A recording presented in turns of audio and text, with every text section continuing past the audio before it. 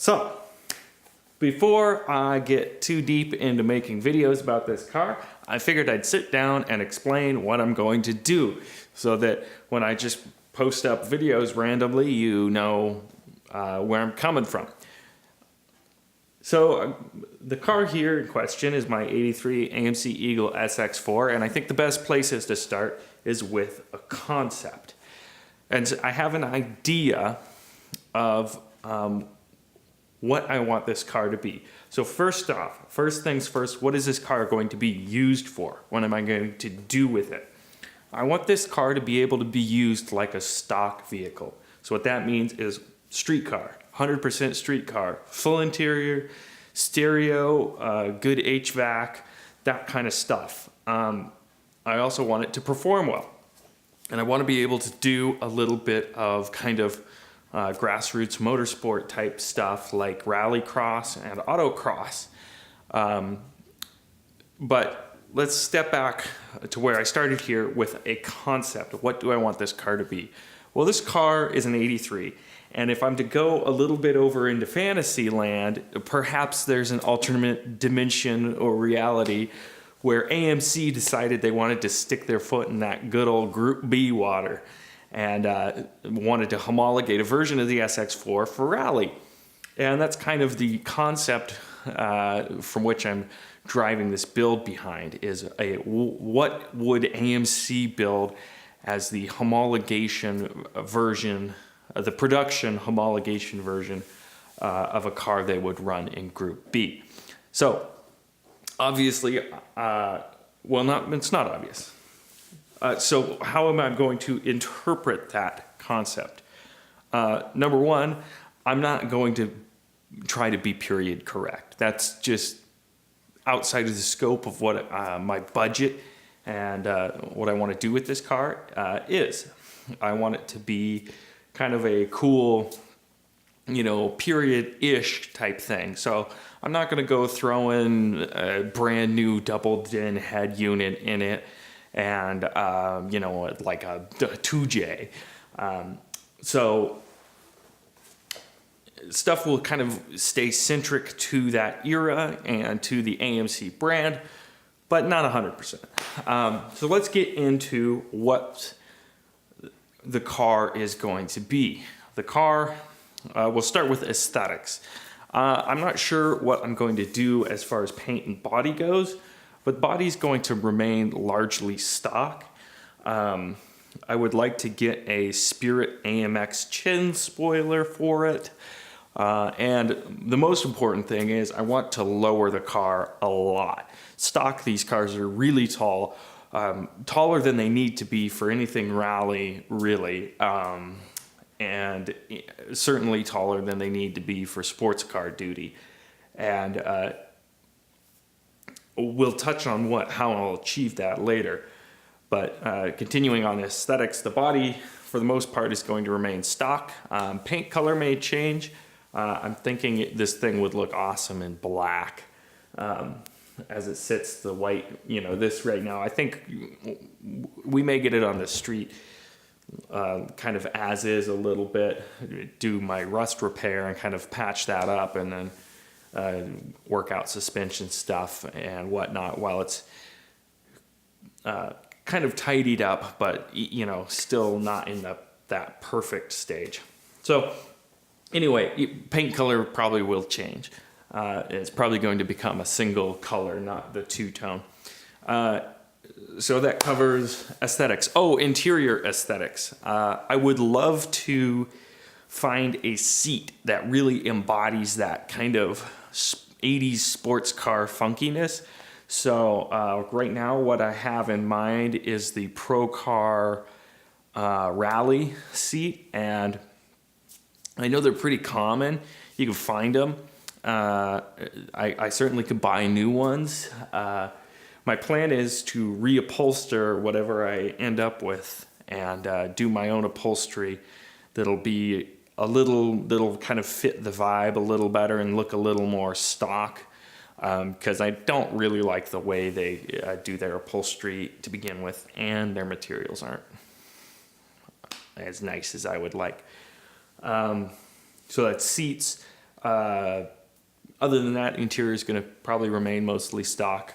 I've thought about adding AC. The car doesn't have AC, but they did offer AC in Eagles, so I might try and find a used one. Anyways, moving on from aesthetics, let's talk about drivetrain. And this is probably the most interesting part of the car. The drivetrain, the engine, will be a Jeep 4-liter. Now, you may know the Jeep 4-liter is really an AMC engine. It's an evolution of the same engine that's in this Eagle right now, the stock engine. So the 4-liter will bolt into the same place. The engine mount, diff mount will all work out the same. However, the 4-liter is a much better design than the 258. The cylinder head flows better. The bore and stroke is much better, at least for my goals. It's just newer, so I can find one in much better condition. Yeah, if you've seen some of my other videos, you've probably seen I already have a motor. I've got a 2000 4-liter from a Cherokee. And what I'm trying to do is come up with a kind of a recipe, you know, like the magazines used to do, that's not expensive, and it's not too, well, it'll be a little crazier than I think most 4-liter builds. But so far, what I've amassed is just under $1,000 worth of parts to add to an otherwise good 4-liter and give me a solid basis for boost, because that's what this engine is getting. It's going to get a big old turbocharger, and my goal is 600 horsepower. It's a lofty goal. If I don't hit that goal, I'm not going to be super bummed out because I'll still have a ton of power. I just want to be upfront with that. I know I may not hit that target. It's a pretty big number. But my plan to hit that is a little different than most 4-liter builds. A lot of people will take the 4-liter, they'll put the 4.2 crank in it and make a 4.6 or 4.7. They'll up the displacement. And then, really build a truck motor, a low RPM, high torque engine. That's fine. For a Jeep, that makes a ton of sense, or for, a truck. To me, that's not what I like in an engine. So what I'm going to try to do is rev the engine higher than stock. Now, according to internet lore, this is going to make the thing just scatter itself instantly. The word on the street is there's a crank harmonic. So my plan to combat that is to upgrade the harmonic damper. My thought being an upgraded harmonic damper will change the resonant frequency of the crankshaft such that it won't break. And secondly, keeping revving the engine higher and keeping it a shorter stroke means I'm putting less force per power impulse or combustion event, so to speak, into the crank and the rods, which means it should hold up better. That's my thought. I have seen a 4-liter build last at that power, or not last, but at least survive dyno pulls at that power level. Hot Rod did an article with Newcomer Racing that did a 4-liter. I believe it was boosted with a Borg-Warner S366, and it made, I think, 660 horsepower at around 5,000 RPM.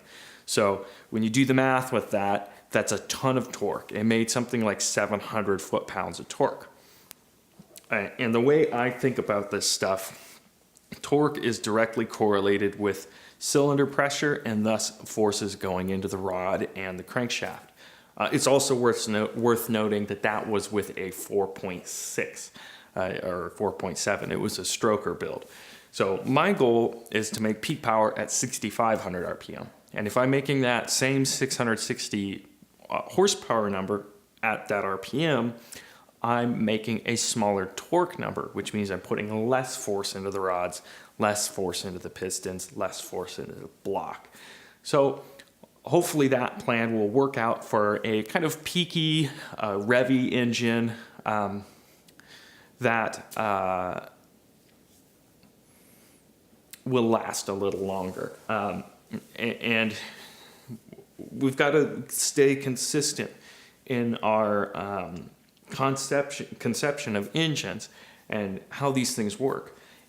The 4-liter has a very short stroke crankshaft when you're comparing it to other engines. It's on par with stuff like Honda's. So revving it high, I have no issues with piston speed. It's the crank journals, rod journals aren't terribly different than V8 stuff. So the velocity around those bearings isn't terribly different than that. The biggest limitation is valve train, and I'm working on constructing a valve train which should be cheaper than some of the off-the-shelf options, more customizable, and that will allow higher RPM capability. So more details on this engine stuff will come later. But so for now, we'll move on to the next piece of the puzzle, which is the transmission. And one of the most difficult parts if you're trying to put together a high horsepower manual build. But Jeep has that sorted for us because Jeeps used a transmission called the AX15. Now, in Jeeps, a lot of people will break them because off-roading is incredibly tough on transmissions. You got a lot of forces, shock forces going over obstacles, that sort of thing. In a street car, you just don't have that. It's mostly a constant torque. Your biggest enemy to the transmission is the engine itself. And why am I confident in the AX15? Well, the AX15 is a version of a transmission made by Aisin. It's also used in the Pontiac Solstice, called an AR5, along with the Chevy Colorado, and this little car you may have heard of called the Toyota Supra. So Toyota Supras have the same transmission as Jeep Cherokees. And in the Toyota form, it's called an R154. Now, the beauty of that is I can go out onto the internet and see that people are making big power with a 2JZ, running it through an R154, and the transmission is not blowing up, at least not immediately. And so that, to me, gives evidence that my engine, making similar power, should be able to put it through that same transmission and not blow up. The other beauty is there's some upgrade parts available for that transmission. So the trans that I've got, I'm going to go through and rebuild and put a couple upgraded parts in there. So hopefully it'll be a very stout transmission. So moving on to the next piece of the drivetrain puzzle, the transfer case. I considered using the stock transfer case, but I don't think it'll work with the AX15 because I think the output shaft spline count is different. And also I have no idea how much power that can handle. I imagine this one with 200,000 plus miles on it is probably gonna blow up pretty fast. Chains are probably stretched. But good news is I have a NP242 from a Jeep, which will allow me to do 2-wheel drive, 4-wheel drive high, 4-wheel drive low, and all-wheel drive. Most importantly, which to me is the heart of the AMC Eagle, is the all-wheel drive selection. So that is the plan. I have that transfer case, and I got it for free with the engine, so perfect. So I think that covers drivetrain. So the goal, to recap really quick, goal is 600 horsepower turbo 4-liter into an AX15 into an NP242. Now let's move on to chassis and suspension. If you're familiar with AMCs, you'll know that the Eagle has double wishbone front suspension with a live axle and leaf springs in the back. You also know it's really tall. And to get the amount of height change I want out of this car, it's going to take a lot. And basically what I intend to do is completely re-engineer the front suspension. The only part I'm going to retain is the lower control arm geometry. I'm going to replace the knuckle, the upper control arm, and the coilover arrangement. And to accomplish this, my plan so far is to run Chevy S10 knuckles.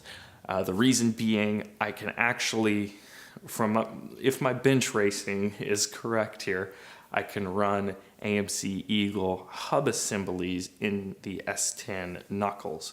I know for a fact the 3-bolt pattern matches between the two. So that's great. And that means I can maintain my 5x4.5 bolt pattern, my CV axles will fit, although the S10 hub assembly and the S10 CV axle actually has the same inner and outer spline / attachment method as the Eagle. But getting a little too detailed there. So front suspension is going to get re-engineered and fabricated using S10 knuckles. The other goal here is to provide more tire clearance. Stock, the Eagle spindle is really tall, so the inside lip of the wheel wants to run into that spindle. So if I can put a shorter spindle on it and tuck the wheel over that spindle, it's massively advantageous for me. So that's the other reason for doing that. In the rear, things get interesting. I went back and forth on this. I considered using a, cheap and available rear diff like the Ford 8.8 to upgrade the axle and just kind of do a basic leaf springs and panhard bar kind of setup. And I was almost sold on this until I got a line on a really cheap Ford 8.8 IRS center section. And the reason I was interested in that is because I actually have an entire rear suspension assembly from a 2013 STI. And if you know Subarus, you know the STI has the same 5x1 14.3mm wheel pattern, aka 5 on 4.5 inches. So the wheels will fit the same onto the STI suspension. However, the STI suspension is much wider, but it's a simple subframe in the middle. So it'll be some amount of fab and measurement and all that. But I should be able to narrow that rear suspension, move the mounting points, and fabricate my own mounting points under the car. I'm not 100% sure I can do this, but I'm going to give it a shot because I have these parts. They're free to me. I couldn't sell that suspension if I wanted to. No one wants it. So it's just sitting around. I may as well cut it up and play with it. The challenges for fitting that underneath the Eagle is going to be fuel tank clearance and just getting the track width right. I'm not sure what sort of wheel fitment and offsets I'm going to end up with. That'll probably be partially determined by what happens with the front suspension. The front suspension is going to kind of end up where it is, and so that will mostly set my wheel offset, and then I'll probably design my rear suspension based off that, and the tire clearance I have and the wheel wells. So to recap on the rear there, cut up and modified STI rear suspension with Ford 8.8 diff. The front, I'm going to try and run stock diff. I don't think that front differentials take a ton of torque in an all-wheel drive car. It seems like most of the time the weight shifts to the rear and the vast majority of your torque is put out to the rear axle. So that covers suspension. I think that's about it. Other than that, what do I want to do with the car? I would love to, at some point, take it on a big road trip, maybe drive it down to the States. That seems like a lot of fun. If this YouTube thing works out in any way, shape, or form, It would be cool to partner with sponsors, maybe take it to SEMA, that sort of thing. I'm interested in that if anyone's watching.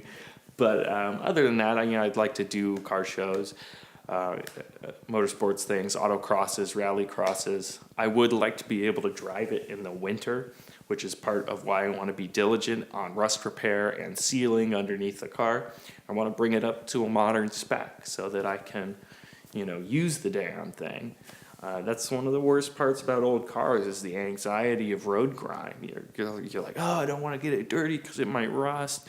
I want to erase that. I want to make it solid. So that's the plan.